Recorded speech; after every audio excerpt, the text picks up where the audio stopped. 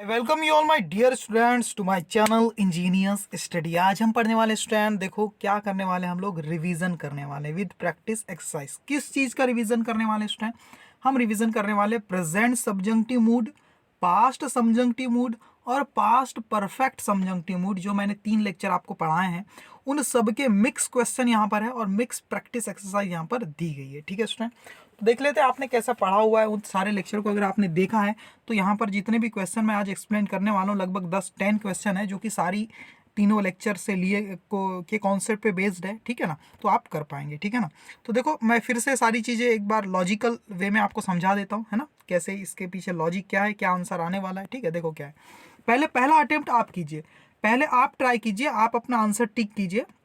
ठीक है, फिर मेरा एक्सप्लेनेशन सुनिए और आप ये चेक कीजिए कि 10 में से आप कितने मार्क्स लेकर के आते हैं। अगर 10 में से 10 लेकर के आ रहे हैं इसका मतलब ये कि आपने पिछले 3 वीडियोस को अच्छे से देखा है और समझा भी है। ठीक है ना स्टूडेंट, तो सबसे पहले तो स्टूडेंट देखो यहाँ पर ये क्वेश्चंस कुछ दिए हुए हैं। फर्स्ट और सेकंड तो दिख गया आपको, ये थर्ड क्वेश्चन है ना। ठीक है, थर्ड क्वेश्चन है, फिर ये फोर्थ क्वेश्चन है, फिर ये फिफ्थ क्वेश्चन है। ठीक है ना, और इसके बाद देखो यहाँ पर सेकंड, इसमें 1 2 3 यहाँ पर 3 क्वेश्चन आपको दिख पा रहे हैं। ठीक है, तो इसको पहले आप खुद से ट्राई कीजिए और ये फिर ये 2 क्वेश्चन है। ओके, चलो अब मैं एक्सप्लेन कर देता हूँ आप लोग को एक एक question. Choose the correct option and fill in the blank. पहला क्वेश्चन है आई विश का मतलब क्या है? इमेजिनेशन की जा रही है। I lots of chocolates when I was a kid. देखो इमेजिनेशन की जा रही है, बात तो आई विश से पता चल जाती। और यहाँ पर लिखा हुआ है when I was a kid, जब मैं बच्चा था, है ना, तब क्या था। और हैव की फॉर्म यहाँ पर यूज हुई है, मतलब मैं चाहता था, है ना, मैं चाहता था कि मेरे पास क्या हो, बहुत सारी चॉकलेट आ जाए, है ना। ठीक है, जब मैं क्या था, किड था, बच्चा था, तो मैं क्या कोशिश करता था कि मेरे पास बहुत सारी चॉकलेट हो, मैं ऐसा चाहता था। ये सब वो कह रहा है, सही है। तो इसका हिंदी मीनिंग है काश, काश मेरे पास बहुत सारी चॉकलेट होती जब मैं बच्चा था तब। मुझे एक चीज बताओ स्टूडेंट, ये तो इमेजिनेशन कर रहा है और ये पास्ट की इमेजिनेशन है, और पास्ट की इमेजिनेशन के लिए हम क्या यूज करते हैं? Had plus V3। ये जो है student past perfect subjunctive mood का यूज करते हैं। पास्ट में जो नहीं था उसको उल्टा इमेजिनेशन कर रहे हैं, है ना। पास्ट में कुछ चाहिए था, सही बात है। जैसे कि कल आप एक मैच हार गए तो आप आज इमेजिनेशन कर रहे काश कल मैं वो मैच जीत जाता। और कल की बात करें आप, पास्ट की, इसलिए तो कल यानी पास्ट का एक टाइम यहाँ पर डिनोट किया गया। देखो पास्ट का टाइम कहीं ना कहीं आपको किसी ना किसी तरीके से बताया जाएगा। यस्टरडे लिखा होगा, है ना, the day before yesterday, when I was a kid, ऐसे कुछ वर्ड होंगे जो आपको ये बताएंगे कि इमेजिनेशन जो है पास्ट की है। सही है, तो क्या लिखेंगे? हैड प्लस V3 मतलब हैड लिखेंगे स्टूडेंट। पहला हैड तो हेल्पिंग वर्ब है, दूसरा हैड क्या है? हैव की थर्ड फॉर्म है। हैव का मतलब होता है मेरे पास होना कोई चीज, सही है। Second, I wish I wings when I was in the prison. यहाँ भी विश किया है और ये पास्ट की विश किया हुआ है, तो आपको सीधी सी बात पता है पास्ट की विश में हम क्या लगाते हैं? Had plus V3। तो यहाँ भी क्या आ जाएगा? हैड। गलत है स्टूडेंट, यहाँ हैड नहीं आएगा स्टूडेंट। देखो पास्ट की ऐसी विश जो हो सकती थी लेकिन नहीं हुई, मतलब हम पछता रहे, काश हम अच्छा पढ़ाई कर लेते, हम पास हो जाते, काश मैं वो कल में जीत जाता। अरे जीत जाता मतलब जीत सकता था, इसलिए तो पछता रहा हूं। सही बात है, जब पछतावा होता है तब आपको ये चीज लगानी है। लेकिन ये जो इमेजिनेशन है कि काश मेरे पंख होते, ये तो स्टूडेंट हमेशा इम्पॉसिबल इमेजिनेशन है। ये तो 1% कभी भी जिंदगी में पॉसिबल नहीं हो सकती। सही बात है ना, कोई चांस ही नहीं इसके पॉसिबल होने का। तो इसको हैड में नहीं लेना है, इसको तो V2 में ही लेकर के जाना है। पास्ट की फॉर्म आपको वर्ब की लगानी है, आपको यहाँ सिर्फ हैड लिखना है। I wish I had wings when I was in the prison. सही है। आप बोलेंगे सर वर्ब की सेकंड फॉर्म तो यूज की जाती है प्रेजेंट की इमेजिनेशन को शो करने के लिए। हाँ वो बात सही है, लेकिन ऐसी इमेजिनेशन जो कभी भी ट्रू नहीं हो सकती, तो उसके लिए हमेशा V2 ही लगाना है, फिर वो पास्ट की इमेजिनेशन हो या प्रेजेंट की हो। ठीक है। थर्ड देखो, वुड दैट ओ दैट, है ना, इफ ओनली, सही बात है। और आई विश, ये सबका मतलब काश होता है ना। वुड दैट मतलब काश राहुल दिस मैच टुडे मतलब पास प्रेजेंट का टाइम है ना, टुडे। और यहाँ पर वुड दैट बोल रहा है इमेजिनेशन की जा रही। प्रेजेंट की इमेजिनेशन की क्या लगाते हैं? पास्ट फॉर्म लगाते हैं वर्ब की, है ना, इसलिए इसको पास्ट सब्जेक्टिव मूड बोला जाता है। ठीक है ना, तो यहाँ पर क्या आएगा? वॉन आएगा, है ना, Rahul von this match today. Okay. Fourth देखो, ओ दैट मतलब इमेजिनेशन किया, ओ दैट काश राहुल दिस मैच यस्टरडे। अब कुछ नहीं, सेम है, बस यहाँ टुडे के बदले यस्टरडे लिख दिया। यस्टरडे का मतलब है पास्ट का टाइम, ओ दैट का मतलब है इमेजिनेशन। पास्ट की इमेजिनेशन की क्या लगाते हैं हम? पास्ट की इमेजिनेशन के लिए हैड लगाते हैं। अब यहाँ राहुल हैड वॉन आएगा, है ना, क्या आ जाएगा, had von this match yesterday. लेकिन स्टूडेंट हैड वॉन तो सही है, लेकिन शुड हैव वॉन भी लगा सकते हैं, ये मैंने लेक्चर में बताया था ना। शुड के साथ हैव और फिर वर्ब की थर्ड फॉर्म ये भी लगा सकते हैं, दोनों सही है, सही बात है।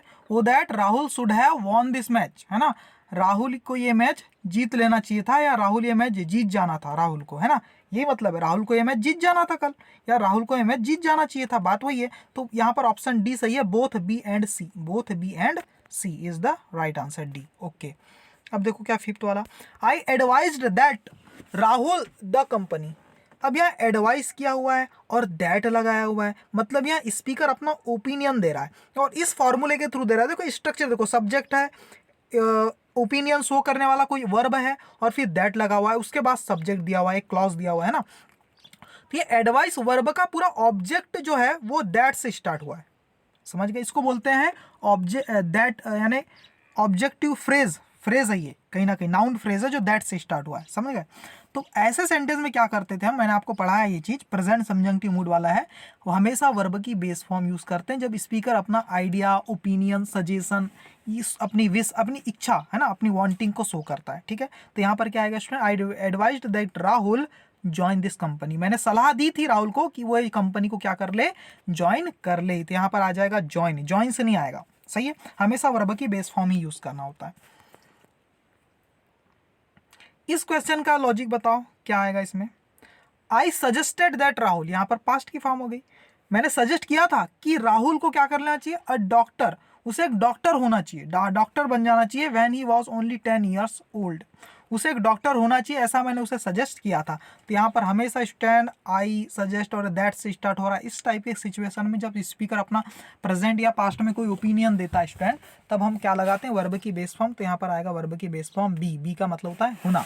I suggested that Rahul be a doctor when he was only 10 years old, सही बात है स्टैंड। ओके, आगे देखो, he does not want that my brother this match, वो नहीं चाहता है कि, देखो दैट लग गया है और सब्जेक्ट है, ये वर्ब है वांट, और ये दैट लगा हुआ है, फिर देखो सब्जेक्ट आ गया माई ब्रदर। इस टाइप के स्ट्रक्चर में हम क्या करते हैं, स्पीकर अपना ओपिनियन बताता है तो हमेशा वर्ब की बेस फॉर्म यूज करते हैं, है ना। He does not want that my brother win this match, क्या आएगा, विन आएगा, विंस वगैरह कुछ मत लगाना। हाँ, विन भी सही है और शुड विन भी सही है, तो E option is the right answer. Should win भी लगा सकते हो या विंस भी लगा सकते हो, ठीक है। Why did you not suggest that, आपने मुझे सलाह क्यों नहीं दी थी कि, दैट, देखो सजेस्ट वर्ब आ गई, suggest, advice, order, request, want, इस टाइप की वर्ब से हम ओपिनियन दिखाते हैं और इसके तुरंत बाद दैट लिखा हुआ है ना, और फिर एक नया सेंटेंस स्टार्ट हुआ है दैट के बाद, तो उसमें हमेशा वर्ब की बेस फॉर्म यूज करते हैं। ये रूल मैंने बताया था प्रेजेंट सब्जेक्टिव मूड में, है ना। That Mukesh that company last year, that Mukesh join आना चाहिए, है ना, ये ब्लैंक स्पेस गलत जगह पे लग गया, है ना। Why did you not suggest that Mukesh, Mukesh आना था और मुकेश के बाद ब्लैंक स्पेस पाएगा, Mukesh join that company last year, क्या आएगा, मुकेश के बाद ही ब्लैंक स्पेस स्टूडेंट मुकेश के बाद आएगा, ठीक है ना। हाँ, दैट के बाद सब्जेक्ट पहले मुकेश आता है फिर वर्ब आती है ना, that Mukesh join that company last year, सही बात है, तो ज्वाइन आएगा। ये और दो सवाल है, देखो इसको भी देख लेते हैं एक बार, क्या है, आई विश काश आई a bird in my childhood, देखो बचपन की कल्पना की जा रही है, सही बात है ना।